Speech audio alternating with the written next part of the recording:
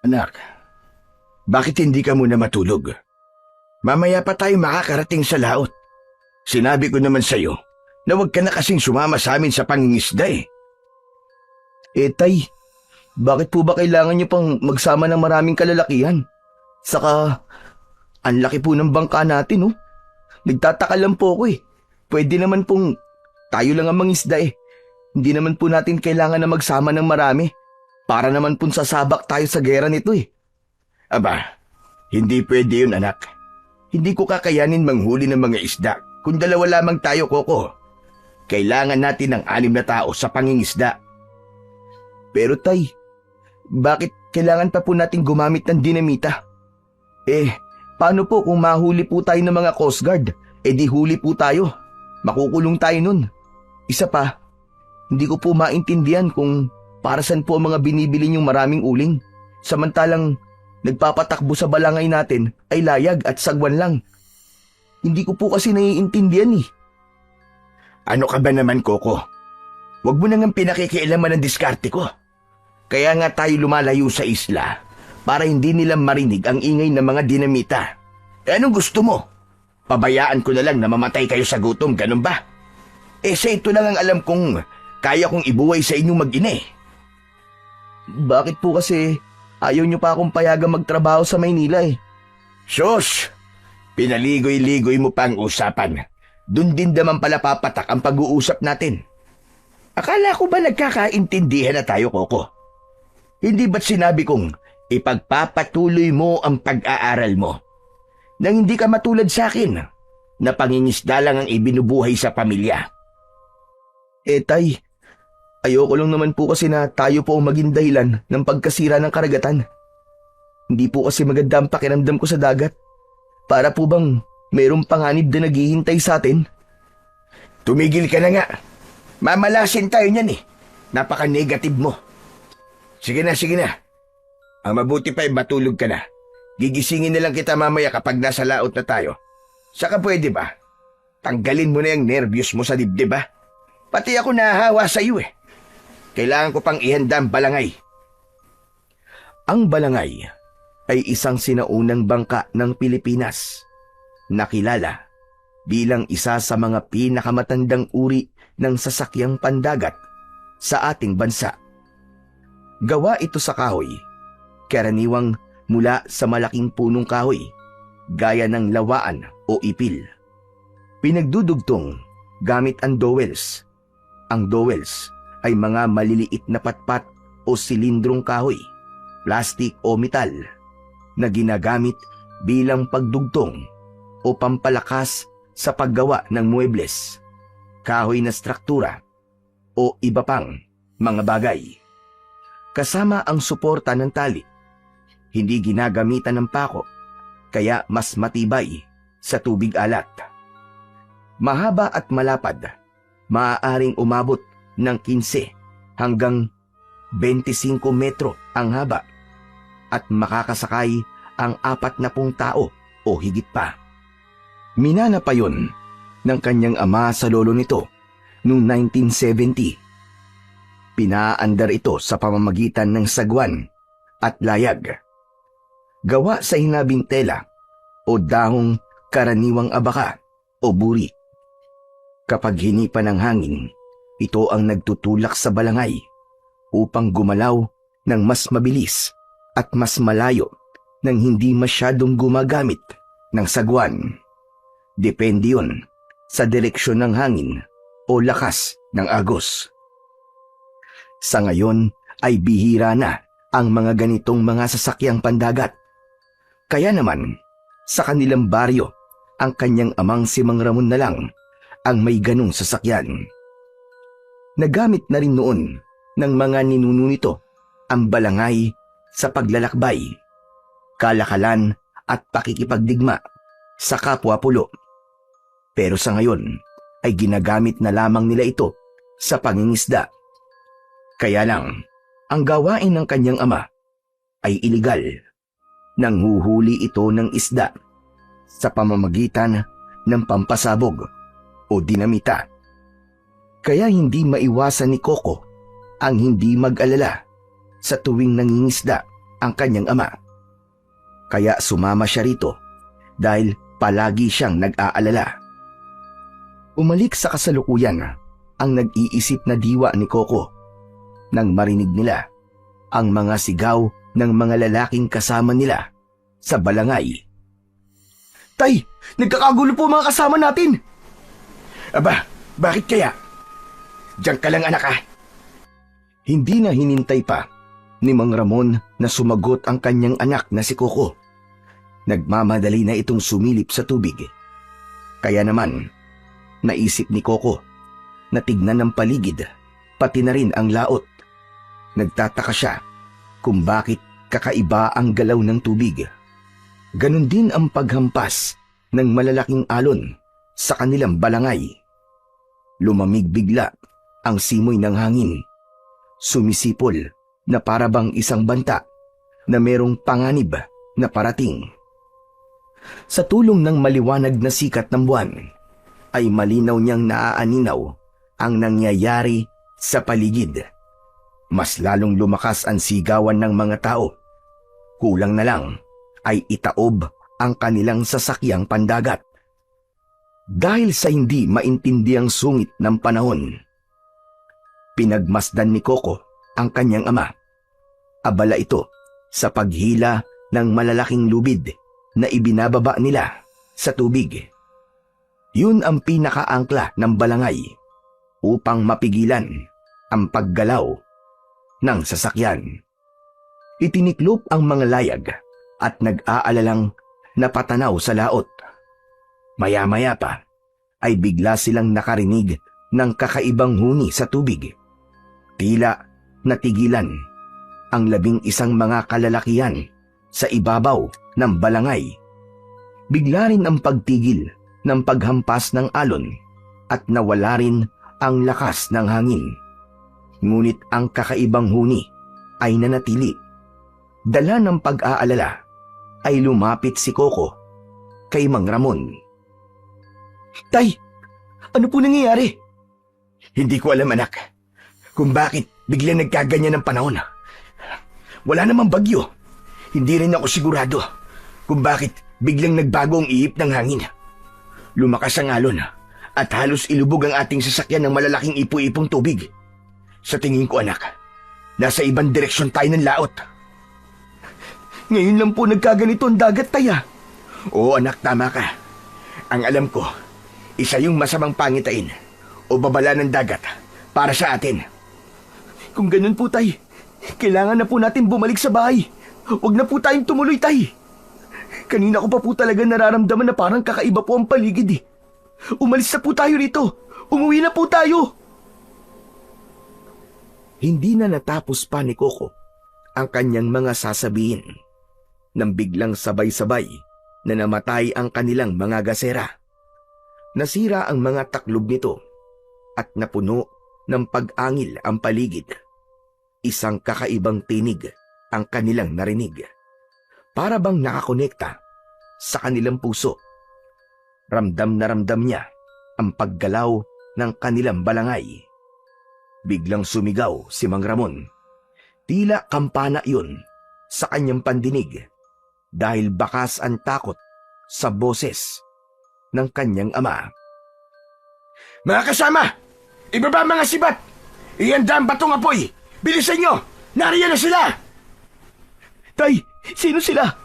Ano po sinasabi nyo? Mga isda anak, maraming isda. Mayaman na tayo kapag nakahuli tayo ng kahit isa lang. Hindi maitago ang kaligayahan sa muka ng kanyang ama. Samantalang ang iba naman nilang kasamaan ay bakas ang takot at pag-aalala. Kaya hindi niya maintindihan kung bakit bigla rin ang kabang bumundol sa kanyang dibdib. Parang merong kakaiba na nangyayari sa paligid. Umalingaw-ngaw ang tunog ng pagbagsak ng batong apoy. Lumiwanag ang paligid dahil sa ningas ng mga bato na inihulog sa tubig. Yun marahil ang dahilan kung bakit maraming uling ang nagagamit ng kanyang ama sa tuwing naglalayag at nangingisda ito. Ang batong apoy ay isang pandigman sandata na itinutulak ng tao sa loob ng ilalim ng balangay bago ipapagulong pabagsak sa tubig. Dala ng pagtataka ay napatakbo si Coco sa gilid ng balangay at tinignan niya kung bakit ganun na lamang ang pagkakagulo ng mga taong kanilang kasama. Dahil anino lang ang nakikita niya sa tubig. Alam niyang kakaiba ang mga ulo na nakalitaw sa ibabaw ng tubig. Hindi yun mga isda, kundi pare ring tao na nakaabang sa pagbagsak ng mga bolang apoy. Ko, ano to? Ano kaya mga nakikita kong to? Mga isda kaya to? Imposible namang may ulo sila na parang tao. Coco, umalis ka sa gilid ng balangay. Huwag mo silang titignan. Sa pagharap ni Coco sa kanyang ama, ay nakita niyang nagkakagulo ang mga tao. Kanya-kanya ng dala ng mga sibat at bato na may nagbabagang apoy. Inaasinta nila ang mga nilalang na nasa tubig. Lahat ay hindi malaman ang gagawin. Hindi makagalaw si Coco dahil hindi niya naiintindihan ang mga nangyayari. Sa muling paggalaw ng balangay ay nawalan ng balanse sa katawan si Coco. Bumagsak siya sa sahig, kasunod ng pagtama ng matulis na bagay sa kanyang likod. Gumuhit ang sakit sa kanyang kalamnan. Naramdaman niya ang tila tinik na dahan-dahang bumabaon sa kanyang laman. Halos kapusin siya ng kanyang paghinga. Mabuti na lang at merong isang anino na biglang pumasok sa loob ng kanilang bangka. Inalaban nito ang nilalang na tumusok sa kanyang likod. Yun marahil ang dahilan kung bakit biglang nagkagulo ang kanilang mga kasamahan. Isa lang ang ipinagtataka ni Coco. Ang hindi maintindiang pag-angil ay hindi huni ng isda, kundi huni ng mga halimaw na nakatira sa dagat. Kaya natitiyak niyang kakaiba ang nilalang na biglang sumalakay sa kanilang sasakyan. Napansin ni Coco na nakikipagpambuno sa nilalang ang aninong tumulong sa kanya.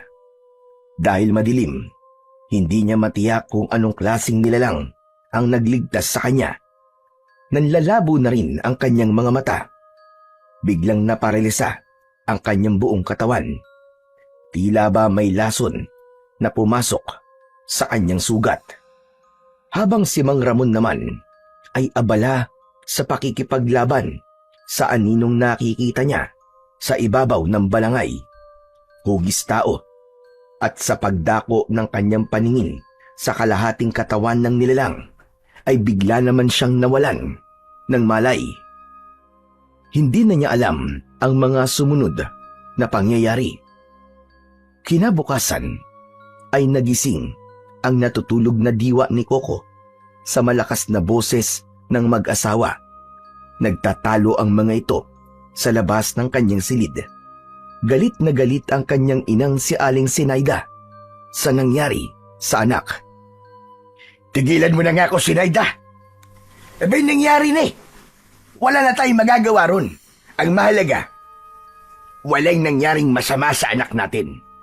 Ang hirap kasi sa'yo, palagi mo nalang pinalalaki ang gulo. Pambihira ka naman, oo. Ginawa ko naman ng lahat para maiuwi siya ng ligtas dito. Eh, ano pa bang nirereklamo mo? Ngunit mas nangibabaw ang malakas na boses ng kanyang inang si Aling Sinaida. Sinabi nito na itigil na ang pangingisda at maghanap na lamang ng ibang pagkakakitaan. Pero mas lalong nagalit si Mang Ramon. Nagdabog pa ito sa asawa. Kaya kahit masakit ang katawan ni Coco, ay bumangon pa rin siya at bumaba ng kanyang katre. Nakita niyang may benda ang kanyang dibdib. Makirot ang sugat niya sa likod. Ngunit pinilit niya na maglakad. Habang naririnig pa rin ang pagtatalo ng kanyang mga magulang. Wala kong ibang alam na trabaho, Sinaida. Alam mo yan. Nakilala mo ko, mangingisda na ako. Kaya wag mo kong uutusan sa diskarte ko sa buhay. Ayoko lang na makaranas kayo ng gutom. Kahit 18 taong gulang na ang anak natin, ang gusto ko, galing pa rin sa mga pinaghirapan ko ang ipapakain ko sa inyo. Kaya kung maaari lang, Zenaida, ayoko na itong pag-usapan pa kahit kailan. Basta ang alam ko, nakaligtas kami ng anak mo. Tapos, magpasalamat na lamang tayo at wala talagang nangyaring masama sa amin. Pambihira ka. Kaya aga-aga, pinapainit mo ang ulo ko. Hindi na narinig pa ni Coco na sumagot ang kanyang ina. Napuno ng katahimikan ang paligid. Habang ang maririnig na lamang ay ang langit-ngit ng ingay ng saig sa ilalim ng kanyang talampakan. Dahan-dahan ang kanyang pagakbang papalapit sa nakasarado niyang pintuan. Hinawakan niya ang seradura at dahan-dahang hinila ang pinto. Bumukas ang pintuan at tumambad sa kanyang paningin ang nakaupong si Mang Ramon sa harap ng lamesa, habang si Aling Zenaida naman ay nakatayong nakaharap sa lababo. Alam ni Coco na kakaiba ang naging karanasan nila ng gabing yun. Kaya naiintindihan niya kung bakit gano'n na lamang ang galit ng kanyang ina sa kanyang ama. Masyado siguro itong nag-aalala dahil nasugatan siya sa kanyang likod. Tay, ano pong nangyari? Magkasabay ang mag-asawa sa paglingon sa kanyang gawi. Napatayo si Mang Ramon at halata ang pag-aalala sa mukha nito. Agad itong lumapit sa kanya at hinawakan siya sa braso. Anak, kumusta na ang pakiramdam mo? Maayos naman na po ang pakiramdam ko. Bakit po ba kayo nagtatalo ni nanay, tay? Wala naman pong nangyaring masama sa akin eh. Ano po bang nangyari kagabi? Wala. Wala namang masamang nangyari, anak. Bigla ka lamang nawalan ng malay kagabi nang rumagasa ang maraming malaking isda. At tinamaan kanila ng buntot sa likod. Mabuti na lang at hindi naman malalim ang sugat mo. Tay, alam ko na po. Kakaiba ang mga nilalang na nakita ko kagabi. Tay, hindi po sila mga isda. Sigurado po ako ron. Ano bang nilalang ang pinagsasasabi mo, anak? Mga isda lang yun. Saka, hindi ko inaasahan na bigla kang tatamaan ng matulis na buntot ng isda sa likod mo. Nang mawalan ka ng malay, agad din naman silang nawala at naitaboy namin. Kaya huwag kang mag-isip ng ibang nilalang ang nakita mo. Madilim ang paligid, anak. Kaya akala mo, mga kakaiba sila. Pero tay, sigurado po ako sa nakita ko. Kung hindi nga po ako iniligtas ng nilalang na biglang lumitaw sa likuran ko, baka napahamak na po ako. At nakita ko rin po kayo na nakikipaglaban sa nilalang na sinasabi ko. Saka bakit kailangan niyo pong gumamit ng apoy na bato kung mga isda lamang po ang sumalakay sa atin kagabi? Sige nga po, tay. Anak, masyadong madilim ang paligid natin kagabi. Nagkakamali ka lang sa nakita mo. Baka epekto lang yun ng laso ng palikpik ng isda. Ang mahalaga naman, walang nangyari sa'yo. Talagang nawalan ka lang ng malay kagabi. Yun ang totoo. Hindi na ipinagpilitan pa ni Coco sa kanyang ama kung ano ang talagang mga nakita niya. Pero sa isip niya, alam niya na merong kakaiba sa laot. Kaya hindi na lamang niya kinulit si Mang Ramon habang ang kanyang ina ay ipinagpatuloy ang paghuhugas ng plato sa lababo. Hindi siya nito tinitignan at isa yun sa dahilan kung bakit naiisip niyang merong hindi sinasabi sa kanya ang kanyang ama.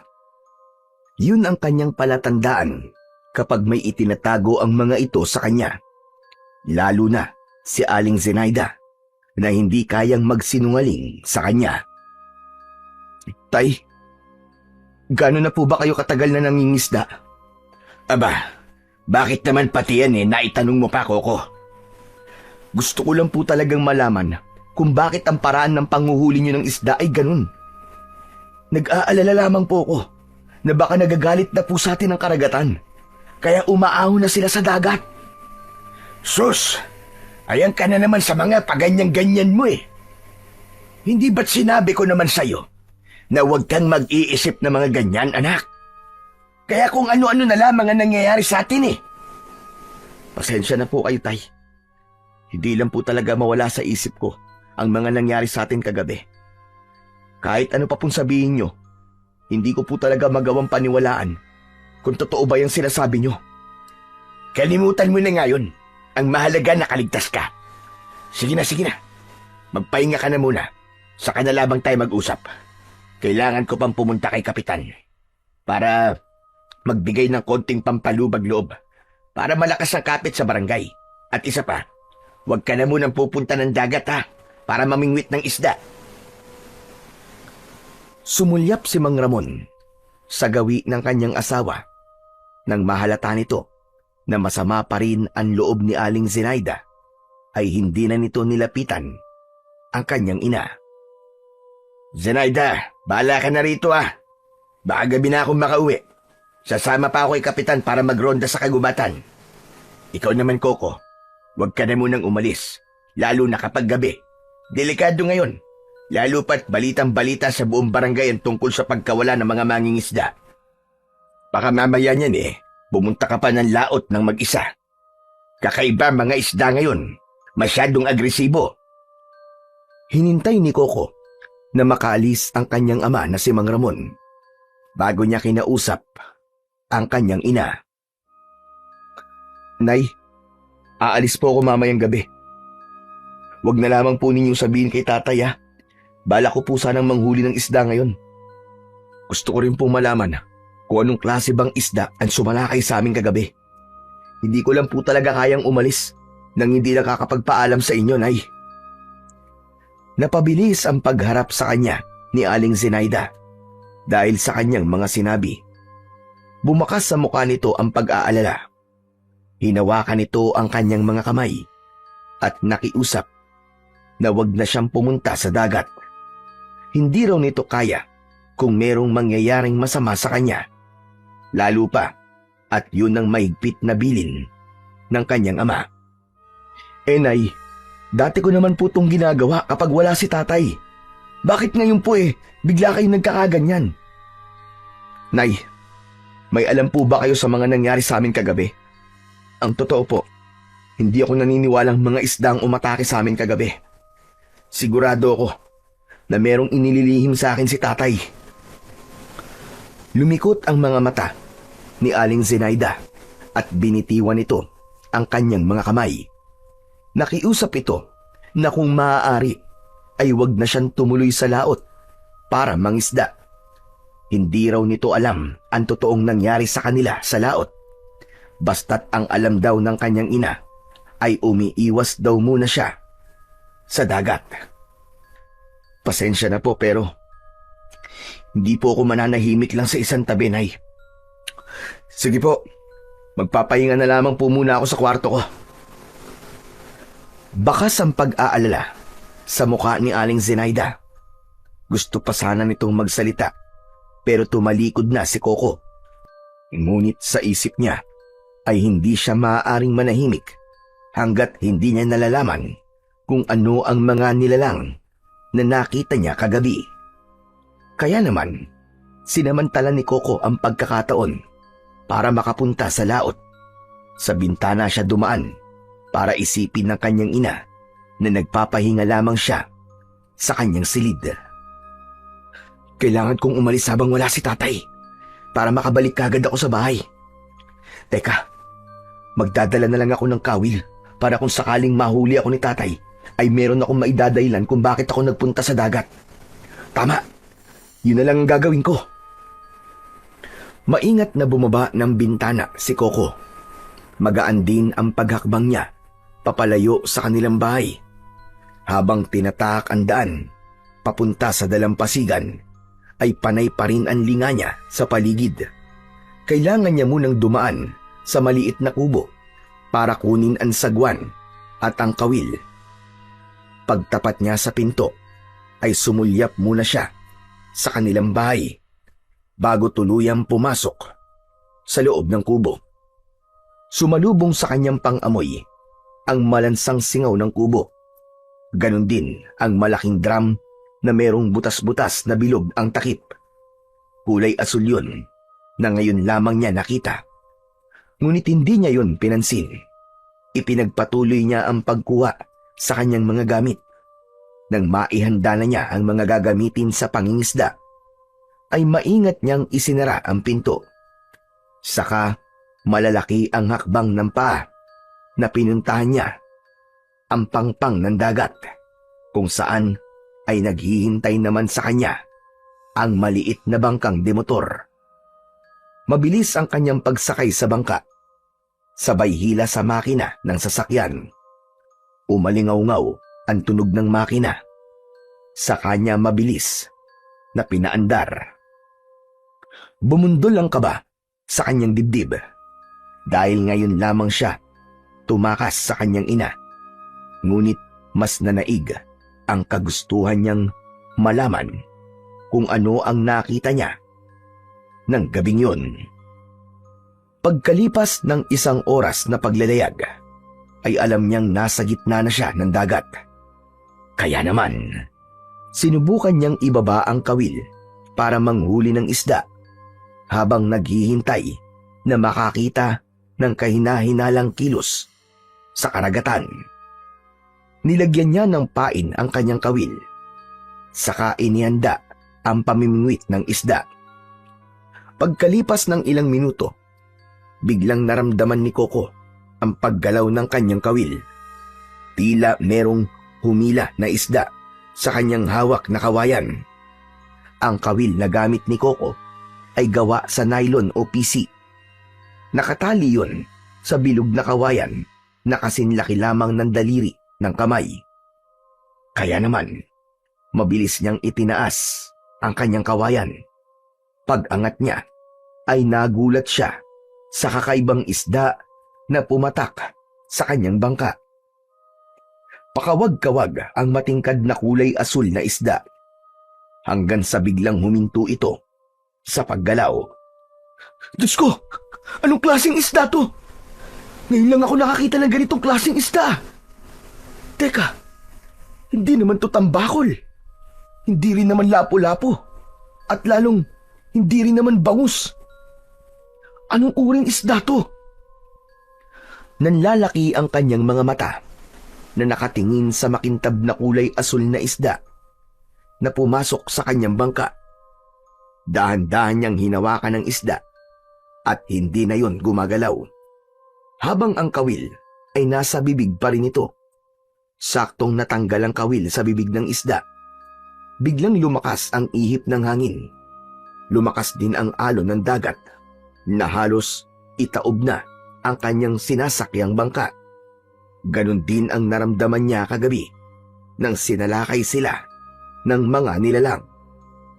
Bumundol ang kaba sa kanyang dibdib, kasabay ng pagdagundong ng ingay ng kulog at kidlat sa kalangitan, kasunod ng pagpatak ng ulan sa kanyang bangka. Kaya naman, napilitan na siyang paandarin ang makina ng bangka para makaalis na kagad sa lugar na yon, habang ang isda ay nasa kamay niya pa rin. Pagkalipas ng 1 oras, ay ligtas naman siyang nakauwi sa kanilang bahay. Walang ulan at wala rin ang malakas na hangin. Pambihira naman, oo.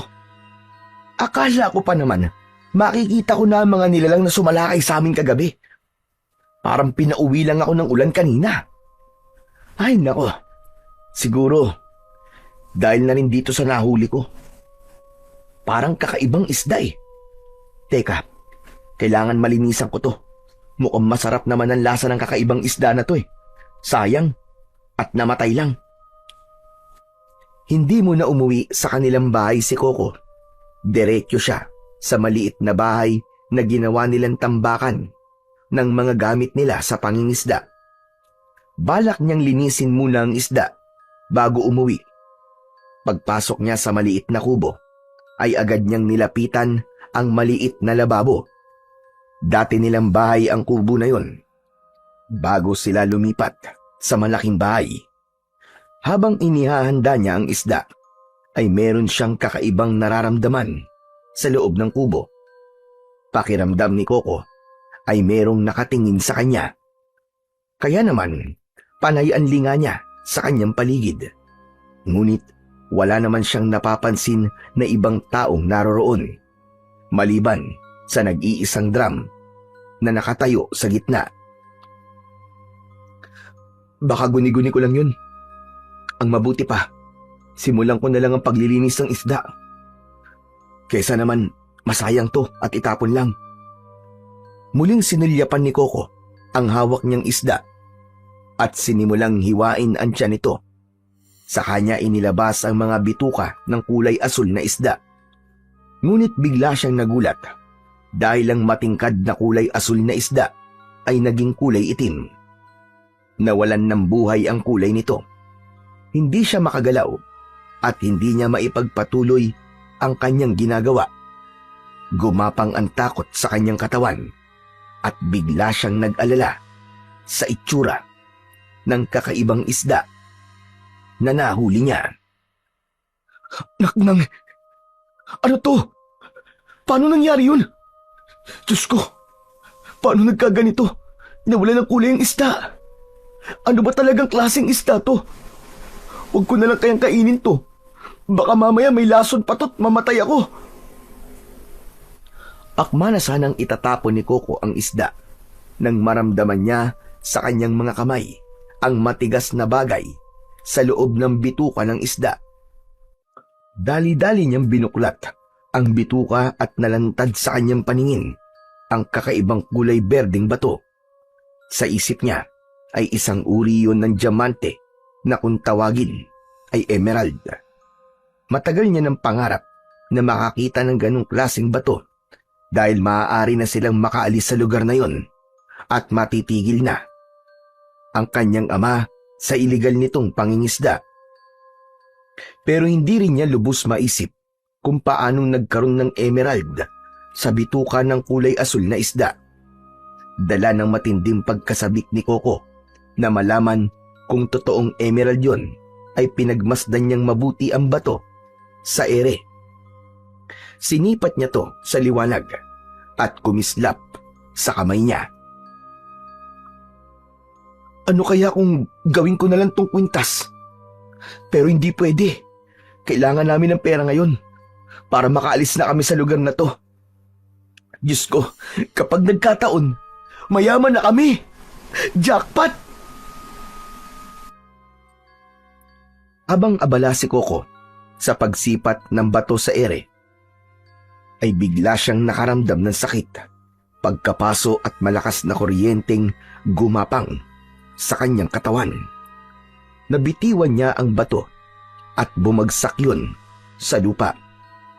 Pero ang sakit ng pagkapaso ay tila nararamdaman pa rin niya sa kanyang mga kamay.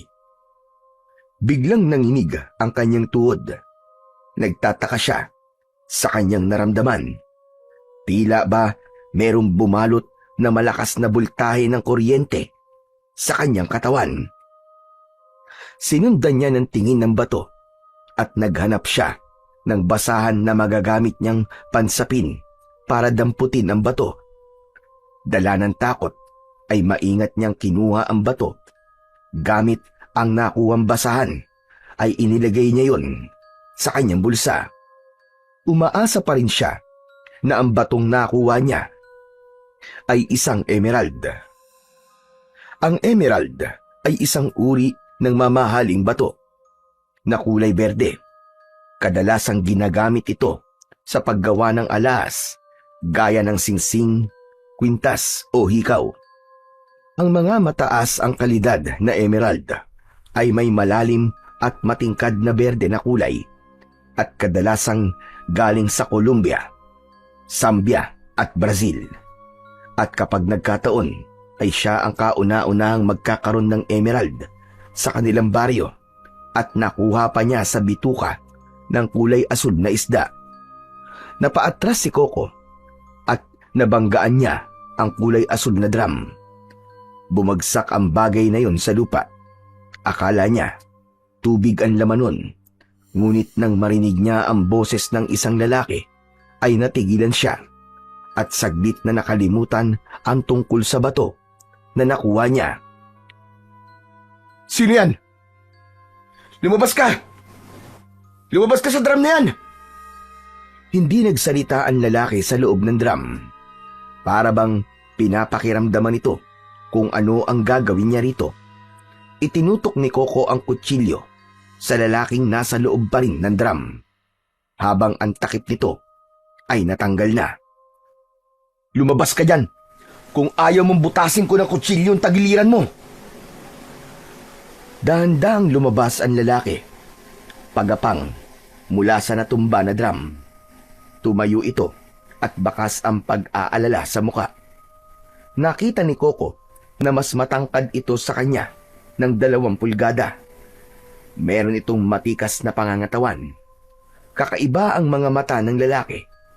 Maamo ang muka at punong-puno ng pag-aalala na nakatingin sa kanyang kutsilyo. Sino ka? Bakit ka nagtatago sa drum na yan? Pasensya ka na. Ngayon lang ako nagising nang binangga mo ang drum na to. Huwag ka mag-alala. Hindi naman ako masamang tao eh. Kaya alisin mo na ang pagkakatutok ng kutsilyo sa akin. Wala akong gagawing masama sa'yo. Ang tanong ko muna sagutin mo. Ano bang ginagawa mo dyan? Sino ka, ha?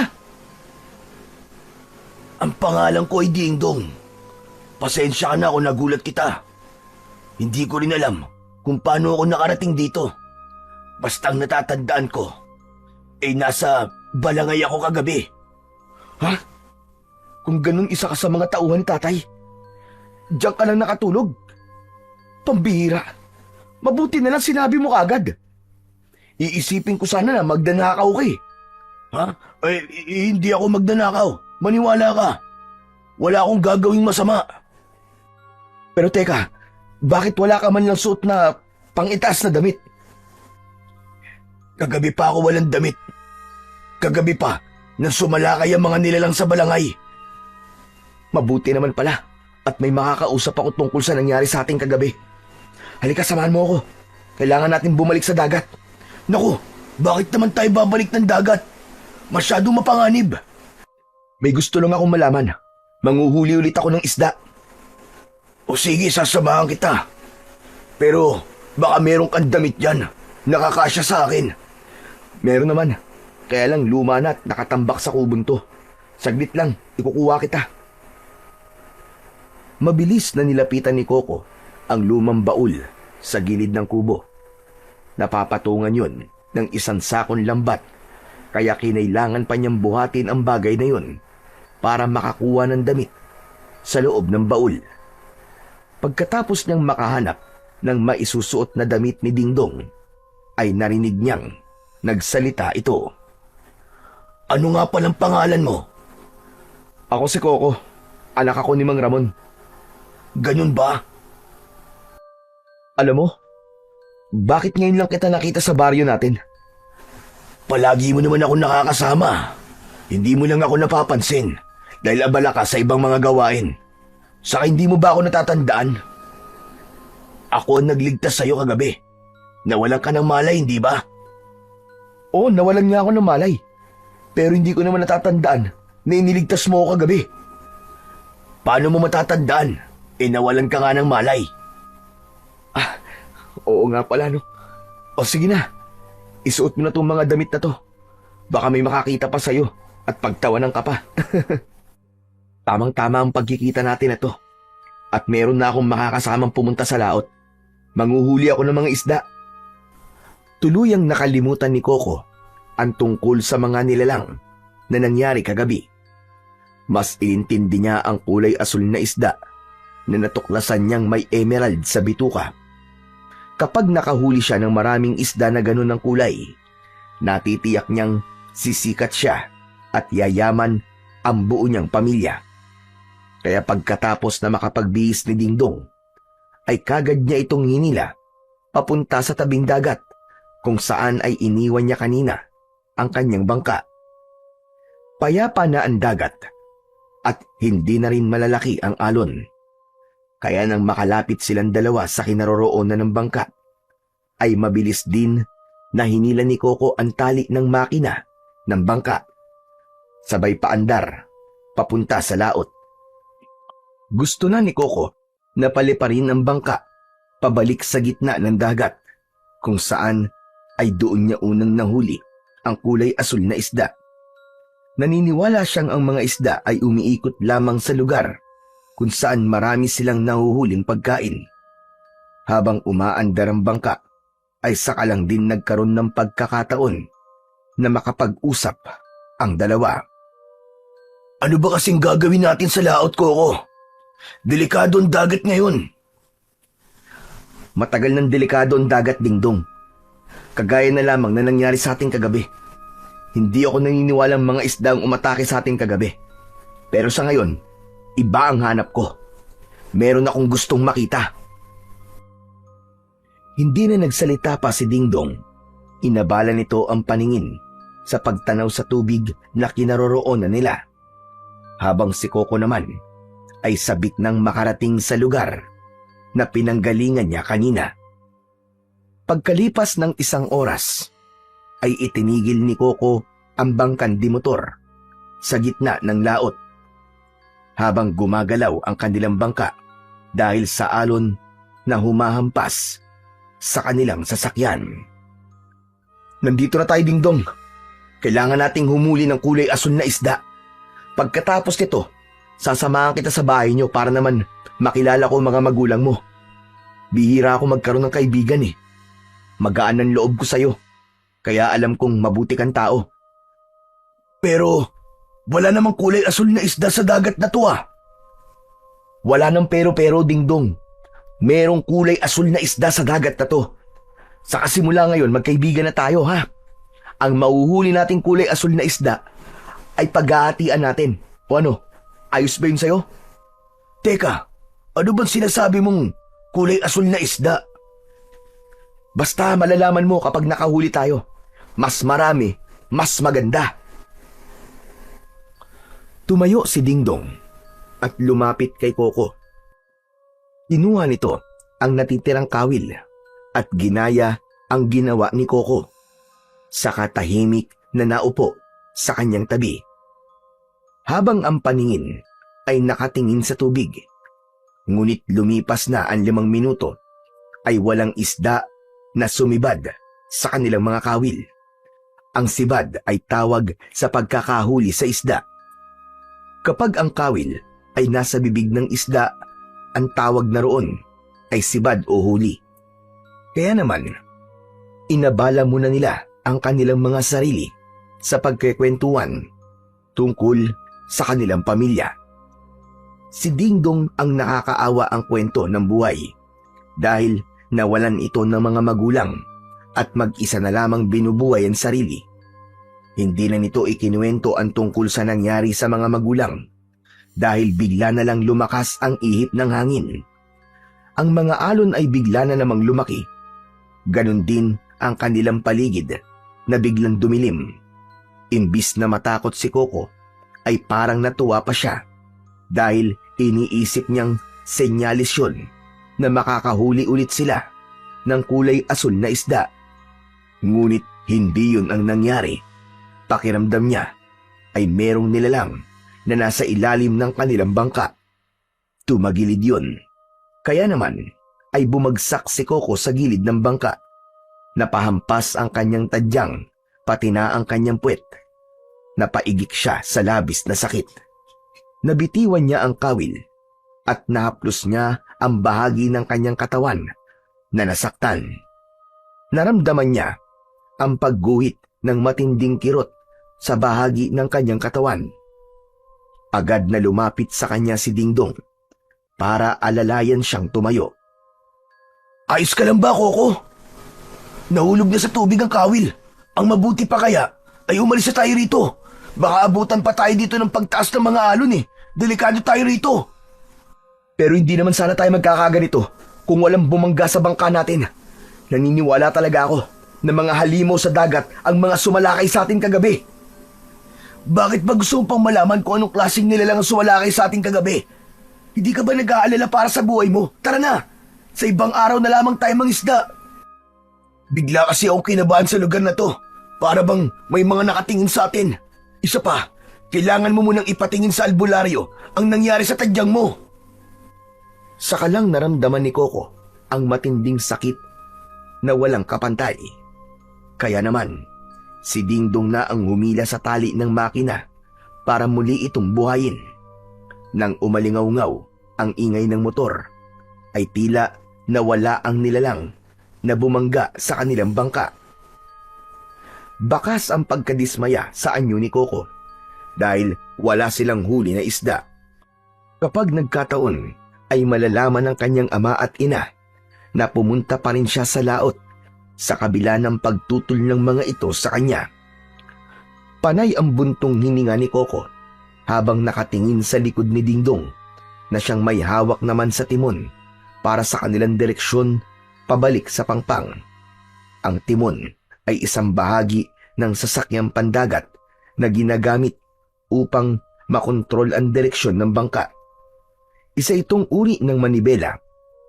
Maya-maya pa ay natatanaw na ni Coco ang malaki nilang balangay sa dalampasigan.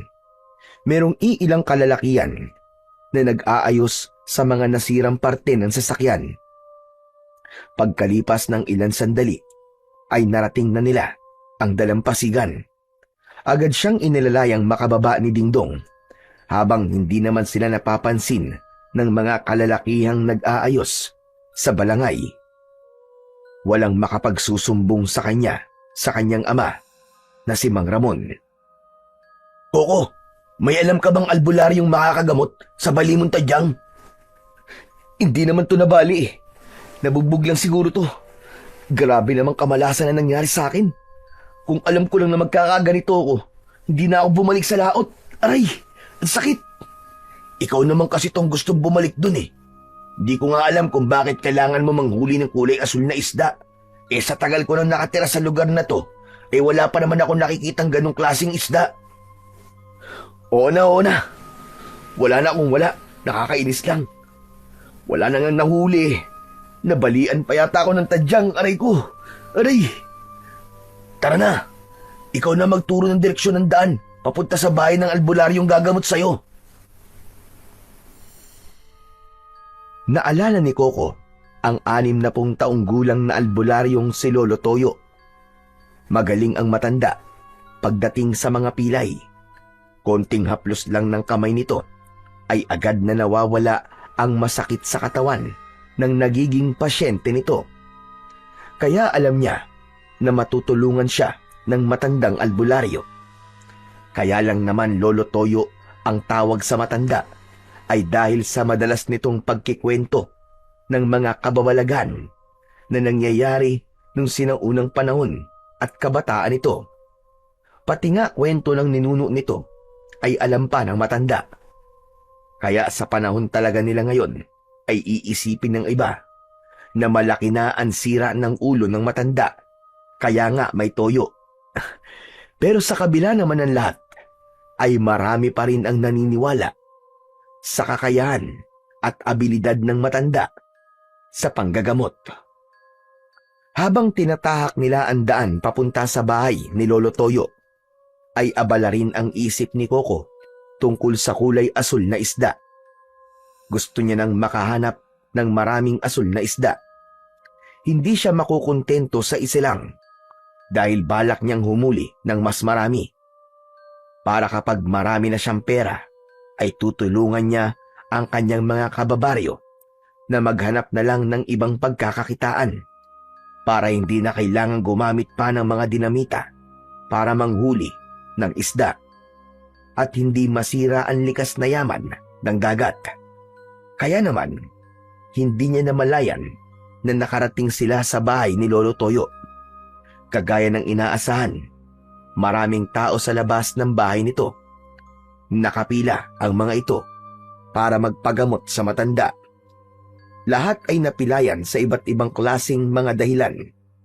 Ang mga nanggagaling naman sa loob ng bahay ni Lolo Toyo ay masaya ang muka dahil napagaling sila ng matanda. Bukod pa roon, ay nakita niyang merong mga tapal na dahon ang mga ito sa bahagi ng katawan na merong pilay. Maya-maya pa ay biglang nagsalita si Dingdong. Ikaw na lang ang pumasok sa loob ng bahay ng albularyo. Maraming pasyente. Makakasikip lang ako. Hihintayin na lang kita rito. Sigurado ka ba? Pwede ka naman umuwi na muna. Paano ka naman makakapaglakad ng maayos kung wala kang alalay? Isa pa, sabi mo kanina magkaibigan na tayo, di ba? Kaya magmula ngayon, wala nang iwanan. Sanggan dikit na tayo. Sabay angat ni Dingdong ng kamao na para bang nakikipag-apir kay Coco sa pamamagitan ng pagsuntok nila sa kamao ng isa't isa. Nakangitim pinagdikit nila ang mga nakakuyom nilang kamao bilang tanda ng simula ng kanilang pagiging magkaibigan. Maya-maya pa ay nagpasya na si Coco na pumasok sa bahay ng matanda habang paika-ika sa paglalakad. Iniwan niya ang bago niyang kaibigan na nakatayo sa labas ng balkonahe ng bahay ng matanda. Nilampasan niya ang mga nakapila sa hagdanan at diretso siyang pumasok hanggang sa sala ng bahay ni Lolo Toyo. Nakita niya tong nakaupo sa kawayang bangko habang abala sa paglalagay ng mga dahon sa lalaking nakaupo sa harap nito. May katabi ang matanda na lumang gasera na walang takip. Doon nito, inilalaib o itinatapat ang mga dahon para initin, saka ilalagay sa parte ng katawan ng may sakit. Pag nailagay na nito ang dahon, ay saka nito hinihilot ang pilay at makikita na namimilipit sa sakit ang lalaking nagpapagamot. Ilang minuto, pagkatapos na magamot ang lalaki, ay mapapansin sa mukha nito ang ginhawa. Ang pasyenteng hindi maayos makapaglakad ay biglang nakatayo nang hindi ginagamit ang saklay.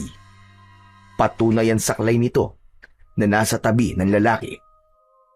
Dinampot at itinaas nito para ipakita sa kanila na magaling ang matanda at napagaling nito ang pilay ng lalaki. Napangiti si Coco sa husay ni Lolo Toyo, pero natigilan siya ng diretsyong napatingin sa kanyang gawi ang matanda. Dahil doon, kay Coco nabaling ang atensyon ng mga naroroon. Hoy! Hoy, ikaw! Halika rito! Lumapit ka! Ako po. Pero, marami pa pong nakatayo sa labas ng bahay niyo eh. Nakapila po sila para magpagamot po sa inyo. Pero ikaw ang nasa unahan. Halika rito! Sumigit ka sa pila! Opo. Pasensya na po pero okay lang naman po kaya kung mamaya na ako. Gusto ko lang po mapanood muna kung paano po kayo manggamot. Huwag ka nang mahiya, iho. Alam ko na hindi mo na kaya ang sakit sa tadyang mo. Halika rito. Maiintindihan naman nila na higit mong kailangan na magamot kagad. Sa katunayan, dito tayo sa loob ng silid na to para makita ko kung gaano kalaki ang pinsala sa katawan mo. Halika na. Mas malala ang kalagayan mo kaysa sa kanila. Wala naman po akong pinsala eh. Talagang masakit lang po itong tadyang ko. Tumayo si Lolo Toyo at lumapit sa kanya. Inalalayan siyang pumasok sa itinuturo nitong silid kanina. Kaya wala nang nagawa si Coco, kundi ang sumunod sa matandang albularyo. Naramdaman niya ang mainit na palad ni Lolo Toyo sa kanyang braso. Pagkatapos ay inalalayan siyang maglakad papalapit sa pintuan. Maya-maya pa ay pumasok na sila sa maliit na silid ng matanda. Tumambad sa kanyang paningin ang mga boteng maayos na nakahilera sa estante. Tila mga langisyon na ginagamit ng matanda sa panggagamot. Maupo ka muna sa gilid ng katre at ihahanda ko ang mga gagamitin kong panghilot sa iyo. Habang umuupo sa gilid ng katre ang binata, ay abala naman ang kanyang paningin sa paglibot ng tingin sa loob ng kwarto ng matanda. Amoy insenso at kamangyan ang loob ng kwarto, habang ang maliit na bote na kinuha ng matanda ay merong kakaibang kulay. Kita ang kulay asul na likido sa loob ng bote. Bigla niyang naalala ang tungkol sa kulay asul na isda. Sige na, umarin mo na ang short mo. Nagmagabot na kita kagad. Marami ang naghihintay sa akin na pasyente sa labas. Bakit po kasi akong inuna niyo, Lolo Toyo? Dahil mahihirapan ako kapag hinuli pa kita. Kapag hindi ka agad nagamot yan, ay mahihirapan kang makapaglakad. Samantalang ang mga pasyenteng nakapila sa labas ay kita naman ang mga sakit. Hindi masyadong malala ang kalagayan nila. Kaya't sige na, para matapos na tayo kagad. Mahiga ka na sa katre. Bilisan mo! Dumapa si Coco sa katre ng matanda. Ibinaba nito ang kanyang short at sinimulan na nitong hilutin ang kanyang tadyang. Naramdaman niya ang madulas na langis sa kanyang balat. Saka ang haplos ng kamay ng matanda. Nakatulong yun para guminhawa ang kanyang pakiramdam. Pero bigla nitong idiniin ang kamay sa kanyang tadyang. Kaya napasigaw siya sa sobrang sakit. Dumako ang hilot ng matanda hanggang sa kanyang puwet. Kita mo na, umabot na ang pamamaganang yung tadyang hanggang sa puwet mo. Kung natagalan pa ito, baka hindi ka na talaga makalakad. Ano ba nangyari sa'yo? Humampas po kasi ako sa gilid ng bangka, Lolo Toyo. Bala ko po sanang manghuli ng mga isda. Hindi ko naman po alam na mayroong babangga sa bangka namin kanina. Pambihira naman ang kabalasan mo, iho. Hindi mo ba alam na maraming natatakot ngayon na pumunta sa dagat? Mabuti na lang at yan lang ang nangyari sa iyo. Bakit po, Lolo Toyo? Kagabi lang po. Galing po kami ni Tatay sa laot. Kaya ka nga nawalan ng malay, hindi ba? Kalat na kalat dito sa baryo ang mga nangyari sa inyo kagabi. Kaya nalaman ni Kapitan na meron pa ring mangingisda na matitigas ang ulo. Kung maaari, ikaw na magsabi sa tatay mo. Huwag muna kayong mangingisda sa dagat.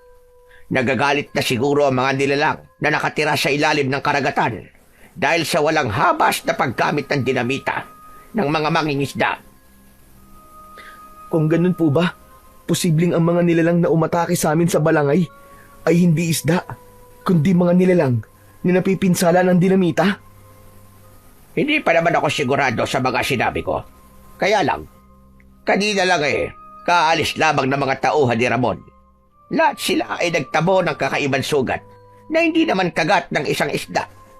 Para bang nanggaling sa mapanganib na nilalang na matagal nang naninirahan sa dagat. Ano ho?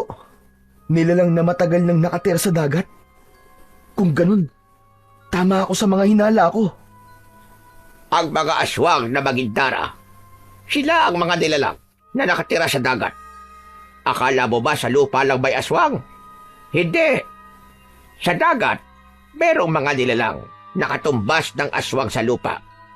Pero dahil kakaiba sila, inihahalin tulad sila sa mga halimaw dahil sa kakaiba nilang itsura at kakayahan. Napangiti si Coco dahil likas talaga sa matanda ang magkwento ng mga kababalaghan at kakaiba. Ngunit hindi yun nakaligtas sa paningin ni Lolo Toyo. Hindi ka ba naniniwala sa mga sinasabi ko? Ang tatay mo, alam niya ang tungkol sa mga magindara. Pangarap niya na makahuli ng ganong nilalang dahil maaari siyang yumaman kung sakaling mapatunayan na merong ganong halimaw sa dagat. Pero nakataya ang kanilang buhay. Hindi ba't napansin mo naman ang sandatang madalas nilang ginagamit? Kung bakit kailangan nilang gumamit ng uling para lang sunugin ang mga bilog na bato. Yun ang kontra sa mga aswang na magindara. Lolo Toyo, tapos niyo na po ba akong gamutin? O sige na, tapos ka na. Teka, ako na magbabalik ng short mo para hindi ka mahirapan. Huwag ka munang magbubuhat ng mga mabibigat na bagay, ha? nang hindi bumalik at sakit sa tadyag mo. Huwag kang mag-alala. Hindi naman kita pipiliting maniwala sa akin. Ang mahalaga ay meron ka ng ideya sa nilalang na sumalakay sa inyo kagabi. Si Lolo Toyo ang umayos sa kanyang short dahil meron pa rin naman siyang nararamdaman na sakit. Pagtaas ng matanda sa kanyang salawal ay naramdaman niya na natigilan si Lolo Toyo. Meron itong nahawakan sa loob ng kanyang salawal. Saka lang din naalala ni Coco ang emerald na nasa bulsa niya na nakuha niya sa loob ng bituka ng kulay asul na isda. Teka, ano ba itong nakakapako sa bulsa mo? Iyan po ba? Nakuha ko po yan sa loob po ng bituka ng isdang nahuli ko kanina. Tingin ko nga po isa po yung emerald Patingin nga ako. Si Lolo Toyo mismo ang kumuha ng bato sa loob ng kanyang bulsa. Saka nakakunot ang noo na sinipat ang bato sa ere. Namutla ang matanda at bumakas ang takot sa anyo nito. Paano mo itong nahanap? Kung hindi ako nagkakamali, mutya ito ng mahiwagang asul na isda. Tuluyang napatawid ng tayo si Coco nang makitang seryoso ang muka ng matanda. Hindi ito isang emerald na maaari mong ibenta, Coco. Sapagkat isa itong makapangyarihan na magagamit mo laban sa kampo ng kadiliman.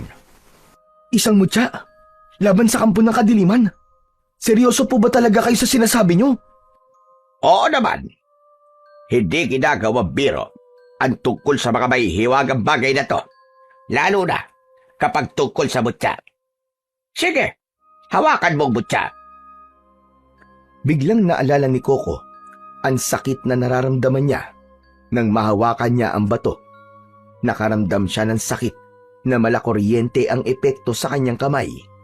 Kaya sunod-sunod ang pag-iling niya at pagtanggi na hindi hawakan ng bato. Lolo Toyo, kayo na po magbalik ng bato sa bulsa ko. Nang mahawakan ko po kasi ang batong yan, ay naramdaman ko po ang sakit, parang napaso po ako sa apoy. Iyon ang patunay na isang ambutya na mahiwagang asul na isda ang nakuha mo. At naniniwala ko kaya mo na itong hawakan ngayon. Dahil nung una mo palang na mahawakan ang mutya na yan, ay lumipat na sa iyo ang kapangyarihan yan. Ito na lamang ang sagisag ng magbibigay ng bisa sa iyong kapangyarihan. Kaya mahahawakan mo na ang mutya, walang duda. Sige, subukan mo. Iniabot sa kanya ni Lolo Toyo ang mutya. Kaya nanginginig ang kanyang kamay na kinuha niya ang bato sa kamay ng matanda. Totoo ang sinabi nito. Hindi na siya nakakaramdam ng kakaibang reaksyon mula sa mutya. Kaya nakumbinsi ang kanyang sarili na totoo ang sinasabi ni Lolo Toyo. Alam kong hindi magiging madali na paniwalaan ang mga sinasabi ko. Pero yun ang totoo. Kung hindi ako nagkakamali, ikaw ang pinili na mahiwagang kulay asul na isda. Kaakibat nito ang isang misyon na pipigil sa mga aswang sa dagat. Mararamdaman din nila na wala na ang mutya sa kanilang balwarte o teritoryo. Ang isda mismo ang lumapit sa iyo. Pero namatay po siya at kasalanan ko po yun. Iyon ang sakripisyo ng isdang nagtataglay ng mutya, kapalit ng pangangalaga nila sa likas na yaman ng tubig. Ang paglitaw ng mutya ng mahiwagang kulay asul na isda ay senyales ng nalalapit na pagkalat ng salot, sakuna at panganib na magdudulot ng kaguluhan sa mga tao. Paano niyo pong nasabi ang tungkol sa salot, Lolo Toyo? Iyon ang paraan nila ng pag-aasik ng lagim sa mga tao na sumisira sa kanilang tirahan. Marami ang madadamay. Marami ang mamamatay kapag nagpakita ang reyna ng mga aswang na magindara. Ang pagpapakita ng kulay asul na isda ay palatandaan ng masamang pangitain ng muling pagdanak ng dugo sa baryo ng San Sinukob. Biglang bumundol ang kaba sa dibdib ni Coco sa sinabi ng matandang albularyo. Hindi niya maiwasan ang hindi mag-alala sa kanyang mga narinig mula sa matanda. Umalis ang matanda sa kanyang harapan at lumapit ito sa lumang aparador.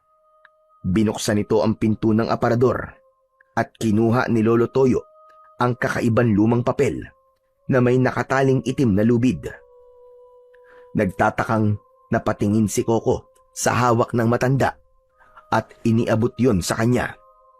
Dahan-dahan siyang naupo sa gilid ng katre habang hawak ang papel. Teka, ano po ang bagay na to, Lolo Toyo? Isang bakas ng nakaraan at sandatang magagamit mo laban sa mga kampo ng kadiliman. Sige, tanggalin mo ang tali. Yan ang magpapatunay ng nakaraan na hindi ko makakalimutan. Maingat at tigil ang hinga na binuksan niya ang lumang papel na ibinigay sa kanya ni Lolo Toyo. Tumambad sa kanyang paningin ang isang punyal na merong isdang nakaukit sa puluhan. Lumang-luma na yon at halatang matagal nang nakatago. Pagka-ari ng lolo ko, isang punyal na meron taglay na kapangyarihan na mabibigyan ng bisa ng mutya. Ang ibig ko sabihin, magkakaroon lamang ito ng epekto kapag ang gagamit nito ay ang taong may taglay na kapangyarihan ng mutya ng mahiwagang kulay asul na isda. Kasama ng kutsilyo ang papel na merong nakatalang salita tungkol sa mutya. Hinawakan ni Coco ang punyal at hindi siya makapaniwalang mabigat yun na kasintimbang ng kalibre 45 na baril. Hindi niya inaasahan na biglang nagliwanag ang puluhan at tila nakita niya ang itsura ng kulay asul na isda sa hawakan nito. Ikaw lang at ang aswang ang makakakita sa liwanag ng punyal. Dati ko nang nasaksihan ang bangis ng sandatang yan laban sa mga aswang na magintara. Alam ko ang kwento kung paanong lumaban ang mga halimaw at natalo sila ng kapangyarihan ng punyal na may bisa ng mutya ng asul na isda. Teka, sandali lang po, Lolo Toyo. Kanina pa po kasi natin pinag-uusapan ng tungkol sa aswang na magindara. Ano po bang klaseng nilalang sila? At ano po ang kanilang mga itsura? Ang magindara ay isang mitolohikal na nilalang mula sa alamat ng mga Bicolano. Dito sa baryo ng San Sinukob, kilala silang halimaw, isang sirena o engkanto ng dagat na inilalarawan bilang isang magandang babae mula sa bewang paitaas at isdang may buntot mula bewang pababa. Karaniwan, inilalarawan silang may mahabang buhok na ginagamit para makahuli o mambitag ng mga mandaragat o mangingisda. Matagal nang merong nawawalang mga mangingisda dito sa ating baryo. Ngunit walang naniniwala na ang dahilan ay ang mga aswang na magindara. Tanging si Ramon lang ang naniniwala sa akin. Sa kanya ka magtanong at patutunayan niyang totoo ang mga sinasabi ko. Kung alam po ni tatay, susubukan ko po siyang tanungin. Pero hindi po ba't merong kakayaan ng mga aswang na magindara? Oo, meron silang kakayahang umaawit ng nakakabighaning tinig upang akitin ang mga tao, katulad ng mga sirena sa iba't ibang alamat. Ngunit sa iba pang bersyon, si Magindara ay mapanganib. Dahil ang kanyang awit ay hindi lamang nakakaakit, kundi maaaring magdulot ng kapahamakan sa mga taong hindi nakakaiwas. Pag nagtataglay ng ganong kapangyarihan ay ang kanilang reyna na si Aleda. Walang iisang eksaktong itsura, pero kadalasan siyang inilalarawan na sirena na napakaganda, ngunit may aura ng panganib. Siya ang matindi mong magiging kalaban, maniwala ka. Kung maganda po siyang babae, mahihirapan nga po akong saktan siya. Walang puwang ang pagpapadala mo sa emosyon ng paghanga sa isang nilalang na kayang pumatay sa iyo. Kaya dapat handa ka sa paghaharap niyong dalawa. Nararamdaman ko ang nalalapit nilang pagbabalik dahil ginambala ng tatay mo ang kanilang tirahan para sa kanilang pansariling kapakinabangan. Ano pong ibig niyo sabihin, Lolo Toyo? Nararamdaman ng reyna na magindara na si Alena na mayroong bagong tagapagmana ang mutya ng mahiwagang kulay asul na isda. Kaya mag-iingat ka. Kalakip ng papel ang misyon kung paano mo ililigtas ang baryo laban sa mapaghiganting mga nilalang. Kaya ko po ba talaga silang labanan gamit ang mutya, Lolo Toyo? Oo, Koko. Sapagkat hindi yan ipagkakaloob sa'yo ng isda kung alam niyang mahina ang bagong itinakda. Hindi siya magsasakripisyo ng buhay niya kung mahina ang kanyang pagbibigyan. Nahulog sa malalim na pag-iisip si Coco. Saka lamang niya naalala na marami pang pasyente na naghihintay sa kanila. Kaya naman, matapos na makapagpaalam si Coco sa matanda, ay mabilis siyang lumabas ng silid. Nakita nilang umaliwalas ang mga muka ng pasyenteng naghihintay sa kanilang paglabas. Ang mga napag-usapan natin, walang ibang dapat na makaalam. Makakaasa po kayo, Lolo Toyo. Marami pong salamat sa pagtulong niyo sa akin. Dahil sa panggagamot sa kanya ni Lolo Toyo, kahit paano, ay nagawa niyang makapaglakad nang walang nararamdaman na matinding sakit. Dumaan siya sa pintuan ng balkonay kung saan ay nilampasan niya ang mga naghihintay na pasyente sa matanda. Natanaw niya si Dingdong na matyagang naghihintay sa kanya. Nakangiti itong lumapit sa kanya. O ano? Kumusta na ang pakiramdam mo? Ayos na ako, Dingdong. Maginawa na ang pakiramdam ko. Kukunti na lang ang sakit. O paano? Tara, kailangan na nating umuwi. Pero ako, kailangan muna kitang iatid sa inyo. Wala rin naman akong maayos sa tirahan. Baka pwede, doon na lang muna ako makikituloy. Pansamantala lang naman, kahit dun sa maliit na kubo nyo. Teka, baka mahuli ka kasi ni tatay kung gusto mo. Sasamahan kita. Magpapaalam tayo ng maayos kay tatay.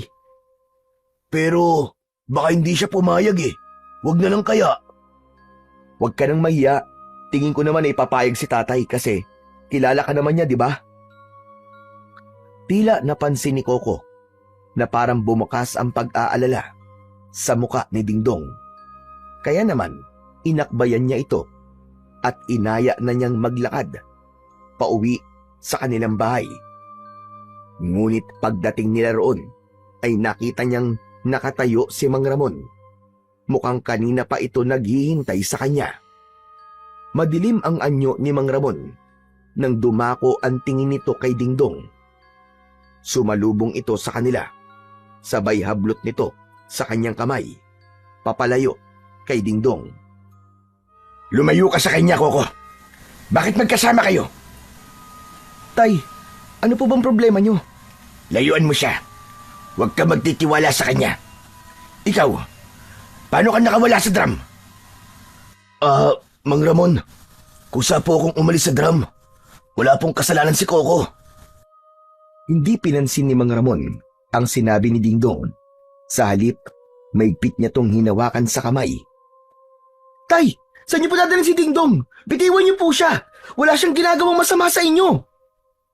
Teka. Bitiwan niyo po ang braso ko, Mang Ramon. Nakikiusap po ako sa inyo. Pakawalan niyo po ako. Halimaw ka. Hindi ka nararapat sa pakiusap na yan. Tay, ano po ba nangyayari sa inyo?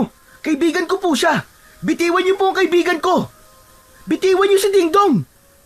Huwag kang makialam dito, Coco, ha? Mamaya tayo mag-uusap. Kailangan maikulong ko sa drum. Huwag ka magtitiwala sa halimaw na to. Galit na galit si Mang Ramon nang kalad ka rin papasok sa loob ng kubo si Dingdong. Hindi lumaban ang kanyang kaibigan. Kahit may pagkakataon din itong tumakas. Kaya naman, hindi siya makakapayag na ikulong ng kanyang ama si Dingdong. Bigla niyang tinakbo ang pagitan nilang dalawang mag-ama. Kaya bago pa man makarating ang mga ito sa loob ng kubo, ay nabawi na niya ang kaibigan. Nahablot niya ang kamay ni Dingdong mula sa pagkakahawak ng kanyang ama. Saktong nabitiwan nito ang kamay ni Dingdong. Mabilis nang niyakap ni Coco ang katawan ni Mang Ramon para pigilan itong hawakan ulit ang kaibigan. Dingdong, sige na! Tumakbo ka na! Tumakas ka na! Bitiwan mo ako, Coco! Umalis ka sa harap ko! Huwag mo akong pigilan! Hindi mo alam ang ginagawa mo! Coco, hindi ako aalis! Umalis ka na! Bilisan mo! Hindi mo alam kung ano mangyayari sa'yo kapag hindi ka pa umalis! Hahanapin na lang kita! Sige na! Tumakas ka na! Takbo na! Wala nang nagawa si Dingdong, kundi ang tumakbo papalayo sa kanilang kinaroroonan. Habang maigpit naman na niyayakap ni Coco ang kanyang ama na walang tigil sa pagpupumiglas para habulin ang papalayong si Dingdong. Nang makawala ang kanyang ama, ay isang malakas na suntok ang dumapo sa kanyang muka. Bumagsak siya sa lupa habang humihingal na napatingin sa muka ng galit na galit niyang ama. Lintik ka! Mas kakampihan mo pa ang tarantadong yun kaysa sa akin. Ako ang ama mo.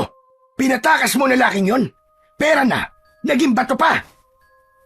Tay, ano po bang ibig niyo sabihin? Binabalak niyo po bang pagkakitaan ng pera si Dingdong? Anong gagawin niyo sa kanya, Tay? Pati ba naman tao, ipinagbibili niyo na? Wala kang alam sa halaga ng pinakawalan mo, Coco. Kundi lang kita, anak. Baka napatay na kita. Kung hindi ko rin po kayo ama, iisipin ko nasisiraan na po kayo ng ulo. Pakiramdam ko, marami kayong tinatago sa akin, Tay. Hindi po ganyan ang pagkakakilala ko sa inyo eh, dahil mabuti po kayong tao. Mabilis na bumangon si Coco at sinalubong ang galit na tingin ng kanyang ama. Pinunasan ni Coco ang dumugo niyang labi. Hindi niya matanggap na para sa pansarili nitong dahilan ay magagawa siya nitong saktan. Bigla niyang naalala ang naikwento sa kanya ni Lolo Toyo. Marahil ay alam nga ng kanyang ama ang tungkol sa mga nilalang na nakatira sa dagat. Pero bakit pati ang kaibigan niyang si Dingdong ay nadamay sa galit ng kanyang ama? Hindi ko akalain na pakikialaman mo ang ginawa ko, Coco. Binigo mo ko. Wala kang kwentang anak. Wala na po akong pakialam. Kung wala na akong kwentang anak para sa inyo, ang mahalaga ay nailigtas ko ang kaibigan ko, Tay. Meron po ba kayong tinatago sa akin? Meron po ba kayong hindi sinasabi sa akin? Alam ko po ng gabing yun, hindi isda ang sumalakay sa atin sa balangay. At hindi rin po kayo maghahanda ng ganong sandata para lamang sa isang isda. Ang totoo, hindi po isda ang hinuhuli nyo, kundi ang aswang na magindara. Dahil maaari kayong kumita na malaking halaga para sa mga sirena na mahuhuli nyo. Pero si Dingdong, Tay, tao po siya, hindi siya hayop, at lalong hindi siya magindara. Ang hina talaga ng isip mo. Hindi lang babae ang magindara, Coco. Meron ding lalaking katulad ng mga tao na kapag paparami sila ng lahi sa pamamagitan ng kanilang pagtatalik. Kaya ang kaibigan na tinutukoy mo, alam ko, hindi siya tao. Isa siyang sokoy. Tao po siya, Tay, tao siya. Nabulag lamang po kayo sa paniniwala nyo. Ang nilalang na hinahanap nyo ay sa tubig lamang matatagpuan. Wala po rito sa lupa. Kaya wag niyo po sasaktan ang kaibigan ko. Dahil ako makakalaban nyo. Huwag mo akong hahamunin. Sinasabi ko sa'yo, kaya kitang patayin kapalit ng sokoy na yon. Hahanapin ko siya. Ibabalik ko siya sa kubo. Sa susunod na makialam ka sa gagawin ko, kakalimutan kong anak kita. Tay, hindi niyo po ito gagawin. Hindi po kayo ganyang kasama. Dati na akong masama. Basta sa pera, wala akong hindi kayang gawin kapalit ng limpak-limpak na salapi.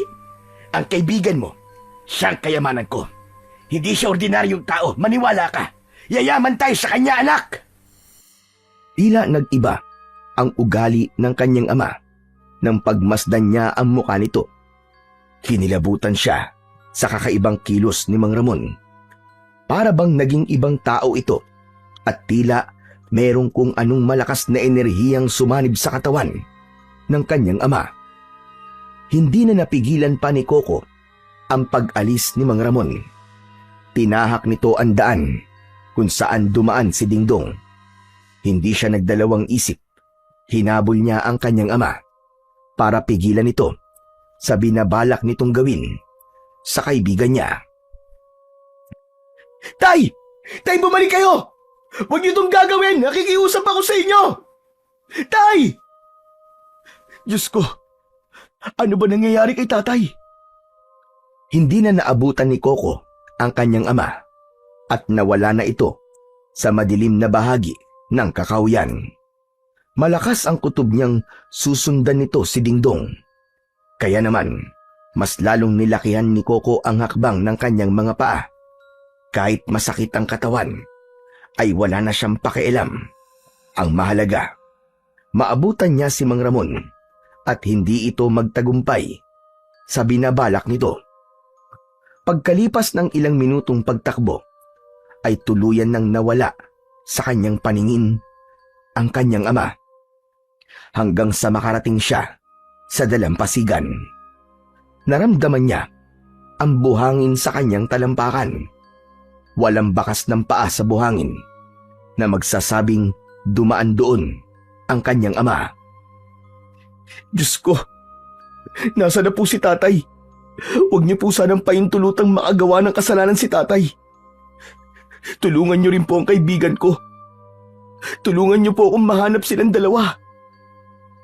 Inilinga ni Coco ang kanyang paningin sa paligid ng dalampasigan.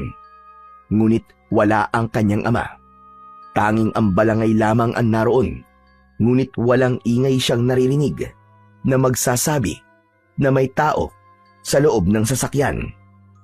Isang malalim na buntong hininga ang pinakawalan niya bago muling tumakbo para hanapin ang kanyang ama. Naramdaman niya ang punyal sa kanyang tagiliran, maging ang mutya sa kanyang bulsa. Naalala niyang naitabi niya ang mga sandata bago pa man siya makita ni Mang Ramon. Nasaan na kaya sila? Saan kaya nagtago si Dingdong? Akma na sanang aalis si Coco sa lugar na yon nang marinig niya ang galit na boses ng kanyang ama na inuutusan ang mga kasama nito na kailangang ihanda ang balangay. Mabilis na nagtago si Coco sa likod ng puno ng nyog. Mabuti na lang at nag-aagaw dilim at liwanag na ng mga sandaling yon. Umalingaw-ngaw ang malakas na boses ng kanyang ama sa katahimikan ng paligid, habang ang ingay ng hampas ng alon ay nagdulot naman ng kaba sa dibdib ni Coco. Sige na! Bilisan niyong kumilos! Hindi pa yun nakakalayo. Siguradong bumalik siya sa tubig. Kayo na maganda na lantaka. Uubusin natin silang lahat. Diyos ko, bakit nila kailangan gamitin ang lantaka? Delikado yun sa mga corals. Hindi maaari. Marami ang mamamatay na isda. Talagang nasisiraan na ng ulo si tatay. Hindi siya maaaring magtagumpay sa kanyang gagawin. Kailangan mapigilan ko siya. Ang lantaka ay ang pandigman sandata na may balang bilog na apoy na makikita o ginagamit sa balangay. Isang uri ng maliit na kanyon na karaniwang nakakabit sa mga bangka. Ginagamit ito ng mga mandirigmang Pilipino noong panahon bago dumating ang mga Kastila hanggang sa panahon ng kolonyalismo. Ang bala nito ay maaaring bakal, bato o minsan ay pinapaputok ng may apoy kaya nagmumukhang bolang nagliliyab. At yun ang ginagamit ni Mang Ramon kapag merong banta ng kalaban sa gitna ng karagatan. Hindi maiwasan ang hindi mag-agawan ng teritoryo, lalo na kapag tungkol sa likas na yaman ng dagat. Kaya isang palatandaan yun na hindi nagbibiro si Mang Ramon. Maingat at magaan ang hakbang ng mga paa ni Coco nang sumunod siya sa mga tauhan ng kanyang ama. Kaya hindi niya napapansin ang anino rin na nakasunod sa kanya. Si Dingdong ay lihim ding nagmamatsyag sa ginagawa ni Mang Ramon. Kaya nang magkabanggaan sila, ay pareho pa silang natumba sa buhangin. Naramdaman ni Coco ang pag-igik ni Dingdong dahil sa sakit. Coco! Coco, ikaw ba yan? Oo, ako to. Anong ginagawa mo rito? Hinahanap ka nila. Dapat nagtatago ka. Kailangan ko sundan si Mang Ramon. Gusto kong malaman kung bakit siya gumagamit ng ganun sandata. Kailangan mapigilan siya bago niya masira ang tirahan ng Reyna. Malalagay sa panganib ang buhay ng tatay mo, panigurado. Ha? Anong ibig mo sabihin? Kapag nasira ni Mang Ramon ang tirahan ng Reyna namin, mamamatay siya. Kaya kailangan natin siyang pigilan. Paano mo nalaman ng tungkol sa Reyna? Wala nang oras, Coco. Kailangan na natin magbadali. Wala lang sa tamang pag-iisip ang tatay mo. Ginagamit na siya ng aming Reyna para sirain ang aming tirahan. Nakita ko ang bakas ng itim ng kapangyarihan sa mga mata niya. Nang gabing sinalakay kayo ng mga aswang na magindara, nabalot na ang kanyang pagkatao ng hipnotismo ni Reyna Alena. Saan na ako magpapaliwanag? Tara na, kumilos na tayo! Wala nang nagawa si Coco nang hilahin siya sa kamay, paakyat sa balangay. Mabilis ang tibok ng kanilang puso na tinahak nila ang daan, paakyat sa itaas ng bangka. Abala ang mga tauhan ni Mang Ramon, kaya naman hindi namamalayan ng mga ito na nakasakay na ang dalawang magkaibigan. Sa likod ng dalawang drum, nagtago ang dalawa habang pinakikiramdaman ang kanilang paligid. Maya-maya pa ay naramdaman nila ang malakas na paggalaw ng balangay. Indikasyong nagsisimula na silang maglayag papunta sa laot. Ang buong akala ni Mang Ramon ay bumalik si Dingdong sa dagat, kaya siguro naisipan nitong bumalik sa laot. Umalingaw-ngaw ang tunog ng balangay habang naglalayag, kasabay ng malakas na boses ng kanyang ama. Nag-uutos ito sa mga tauhan na pumwesto malapit sa mga lantaka upang maghanda sa pagsalakay ng mga nilalang na aatake sa kanila. Habang sina Coco at Dingdong ay abala pa rin sa pagmamasid sa mga tauhan ng kanyang ama, ang iba naman ay inihanda ang malalaking lambat na gawa sa lubid.